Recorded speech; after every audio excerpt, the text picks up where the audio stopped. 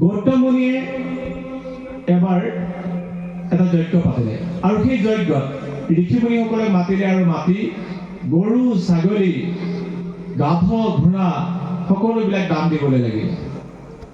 দান দি আছে যজ্ঞ সম্পন্ন হ'ল আৰু তেতিয়া নাচিক এটাই আহি গৌতম মুনিক সুধিলেহি যে পিতা তুমি যে ইমানবোৰ বস্তু দান দিছা, কিয় দান দিছা? তেতিয়া গৌতম মুনিয়ে ক'লে যে দান দিলে পুণ্য হয়। পিতা কি বস্তুবিলাক দান দিয়া হয়, কেনেধৰণৰ বস্তুবিলাক দান দিয়া হয়? বোলে যিবিলাক অতি মৰমৰ, সেই মৰমৰ বস্তুবিলাক দান দিলে পুণ্য হয়। মই কিন্তু প্ৰত্যক্ষ কৰিছো যে তুমি যিমানবিলাক গৰু ছাগলী গাধ ঘোঁৰা আদি দান দিলা সেইবিলাক কিন্তু তোমাৰ মৰমৰ নহয়। তুমি কাৰোবাক একোজনী গাই দান দিছা, সেই গাইজনী আৰু কেতিয়াও জীৱনত পোৱালি দিব নোৱাৰে, কাৰণ আটাইতকৈ বুঢ়ী হৈ গ'ল। তুমি যিটো গাধ দান দিছা সেই গাধটোৱে কেতিয়াও পূজা কঢ়িয়াব নোৱাৰে, কাৰণ তাৰ ভৰিটো খুৰা বা সেইবিলাক গাধ দুৰ্বল হৈ গ'ল। গতিকে তোমাৰ এয়া পুণ্য হোৱা নাই, এয়া হয়তো পাপ হৈছে। যদি তুমি পুণ্য কৰিবলৈ বিচাৰিছা তেতিয়াহ'লে তুমি তোমাৰ অতি মৰমৰ কাৰোবাক দান দিব লাগিব। মই তোমাৰ মৰমৰ হয়নে পিতা? বোলে হয়। যদি মই তোমাৰ মৰমৰ হয় তেতিয়াহ'লে তুমি মোকেই দান দিব লাগিব। কোৱা পিতা, তুমি মোক দান দিবানে? গৌতম মুনিয়ে কথাষাৰ নুশুনাৰ ভাও ধৰি আছে, কিন্তু বাৰম্বাৰ নাচিকেতাই কৈ আছে যে কোৱা তুমি মোক দান দিবানে?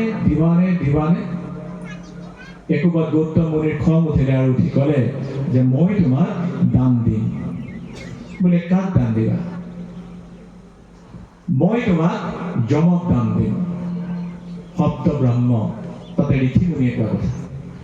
যমক দান দিম বুলি কোৱাৰ লগে লগে যমটো দেখি যম ৰাজ্যৰ পৰা মৰ্ত্য পালেহি আৰু লগালগ নাচিকেতাক যম ৰাজ্যলৈ লৈ যোৱা হ'ল। যেতিয়া নাচিকেতা যম ৰাজ্যলৈ গৈছিলে তেতিয়া যম ৰজা যম ৰাজ্যত নাছিলে, তেওঁ আন ক'ৰবাত ভ্ৰমণত গৈছিলে। আৰু তেতিয়া নাচিকেতাই গোটেই যম ৰাজ্যখন ঘূৰি ফুৰিছিলে, তাৰ তাত থকা ধন সোণ মণি মুকুতা সকলোবিলাক চাইছিলে। যেতিয়া যম ৰজা উভতি আহি নাচিকেতাক দেখি হতবাক হ'ল আৰু যমদূতসকলক মাতি আনি ক'লে যে এই শিশুটি এতিয়াই যম ৰাজ্যলৈ আহিব হোৱা নাই, কোনে তেওঁক ইয়ালৈ আনিলে? তেতিয়া যমদূতসকলে গোটেই কাহিনীটো ক'লে যে কেনেকৈ পিতৃৰ শব্দৰ বাবেই তেওঁক ইয়ালৈ লৈ আনিবলগীয়া হ'ল। তেতিয়া নাচিকেতাক সন্মুখলৈ যম ৰজাই মাতি আনিলে আৰু মাতি আনি ক'লে যে সেই বৎস, তোমাৰ এতিয়াই যম ৰাজ্যলৈ আহিব হোৱা নাই, তোমাৰ পৃথিৱীত বহুত কাম আছে। তুমি আজি এক সপ্তাহে মোৰ ৰাজ্যত থাকিলা, তুমি ধন সোণ মণি মুকুতা অজস্ৰ দেখিলা, তোমাক কি লাগে কোৱা? তোমাক যি লাগে তাকে তুমি ইয়াৰ পৰা লৈ যাব পাৰিবা। তেতিয়া নাচিকেতাই যম ৰজাক প্ৰণাম কৰি ক'লে যে সেই ধৰ্মৰাজ, মোক ধন সোণ মণি মুকুতাৰ একো প্ৰয়োজন নাই। আপুনি মোক এনে এটা বস্তু দিয়ক যি বস্তুটোৰ দ্বাৰা মই পৃথিৱীক পোহৰাই তুলিব পাৰোঁ। অৰ্থাৎ আপুনি মোক জ্ঞান দিয়ক আৰু সেই জ্ঞানৰ দ্বাৰা মই পৃথিৱীলৈ গৈ যাতে পৃথিৱীৰ যি অজ্ঞানতাৰ তমসা, সেই তমসা যাতে মই নাশ কৰিব পাৰোঁ। আৰু নাচিকেতাক তেনেধৰণেই যম ৰজাই বৰ দি বিদায় দিলে। কিন্তু আজিৰ প্ৰজন্মক যদি এই প্ৰশ্নটো সোধা হয় কি ক'ব? আইফোন লাগে, লেপটপ লাগে, বাইক লাগে, তাতোতকৈ বহুত কিবা কিবি লেম্বৰগিনিলৈকে হয়তো বিচাৰিব। কিন্তু এটা কথা সকলোৱে মনত ৰখা উচিত, এই পাৰ্থিৱ সম্পদবোৰ কিন্তু একেবাৰে অস্থায়ী। পাৰ্থিৱ সম্পদ মানে যাৰ আকাৰ আছে। যি অপাৰ্থিৱ সম্পদ আমি আয়ত্ত কৰিব পাৰিম সেয়া হৈছে আমাৰ জ্ঞান, আৰু জ্ঞান যাৰ থাকিব তেওঁৰ হাতলৈ কিন্তু অজস্ৰ পাৰ্থিৱ সম্পদ আহিব।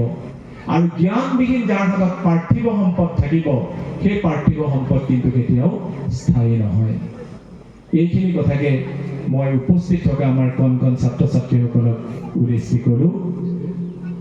সকলোৰে বিশেষকৈ আমাৰ ছাত্ৰ ছাত্ৰীসকল, মই তোমালোক বুলিয়ে কৈছোঁ দেই, আচলতে তোমালোক বুলি ক'ব নালাগে। এতিয়া আপোনালোক বুলি ক'লে আগত জ্যেষ্ঠসকলে কোৱা নিচিনা হ'ব নহয়।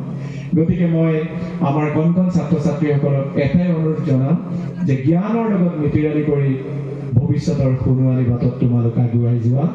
জোনাইকে পাৰি দিব তোমালোকৰ বাবে আশাৰ চেৰেং।